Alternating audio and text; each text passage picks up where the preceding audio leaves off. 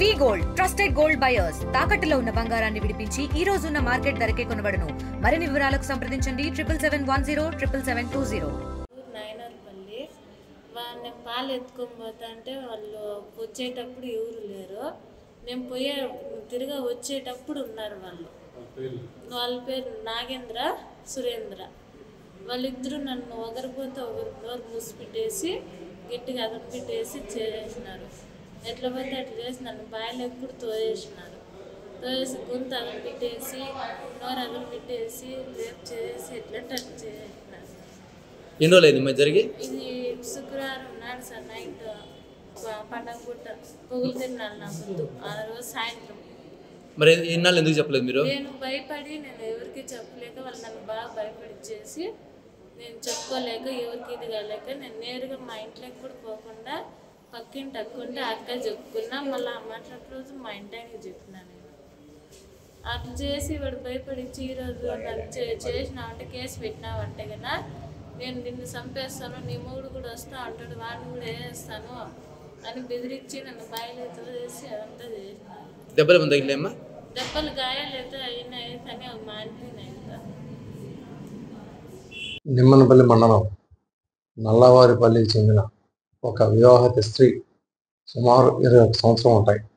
ఆవిడకి 4 సంవత్సరాలు పెళ్ళయింది. భర్త ఉన్నాడు.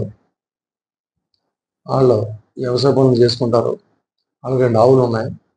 ఆ ఆవులు ఇచ్చినటువంటి సుమారు 7 లీటర్ పాలని ఆ పక్క విలేజ్లో డైలీ పొద్దున సాయంత్రం ఈవిడి పాలు పిచ్చుకున్న తర్వాత ఆ పక్కనే తిరుమల పాలు డిపోలో పాలు పోసుకుంటుంటారు.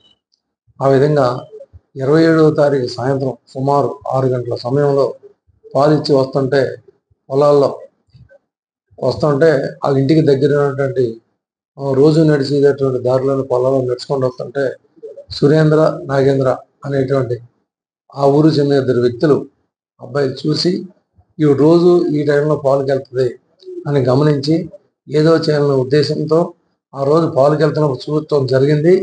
మా విచారణలో తర్వాత రిటర్న్లో వచ్చేటప్పుడు అక్కడ ఉన్నటువంటి నారాయణ రెడ్డి పొలాల్లో బావి దగ్గర ఈయన బలత్కరించి నోట్లో చీరబెట్టి ఇద్దరు బలాత్కారం చేయడం జరిగింది. తర్వాత లేటుతో కారణం ఏంటంటే ఎవరైతే ఈ విక్టిమ్ బాధితురాలు ఉన్నారో ఈవిడ అమ్మ నాన్న చనిపోయారు. అమ్మ నాన్న చనిపోయిన తర్వాత వాళ్ళ బంధువుల ద్వారా పెళ్లి చేశారు. నాకు అమ్మ నాన్న లేరు, బంధువుల దగ్గర ద్వారా పెళ్లి జరిగింది, మళ్ళా ఏదైనా ఈ కేసుల విషయం తెలిస్తే నా జీవితం నాశనం అయిపోద్ది అని భయపడి వీళ్ళు కూడా భయపెట్టారు. మళ్ళీ నీ కేసు కడితే నేను ఎంత చూస్తానే భయపెట్టాం. ఈ 2 కారణాల వల్ల నిన్న వాళ్ళ ఇంటి పక్కన ఉన్నటువంటి ఒక లేడీ ద్వారా తెలుసుకుని పోలీస్ స్టేషన్ రావడం జరిగింది. ఇమ్మీడియట్గా మేము ఇచ్చిన ఫిర్యాదు మేరకు కేసు రీచ్ చేసాము. ముద్దాయిల కోసం 2 టీములు పెట్టాము. ఆవిడ్ని అధికారుల ఉత్తర్వు ప్రకారం మదనపల్లి ప్రభుత్వ ఆసుపత్రికి చికిత్స నిమిత్తం తీసుకొచ్చి హాస్పిటల్ పెట్టడం జరిగింది. 2 టీములు తిరుగుతున్నాయి.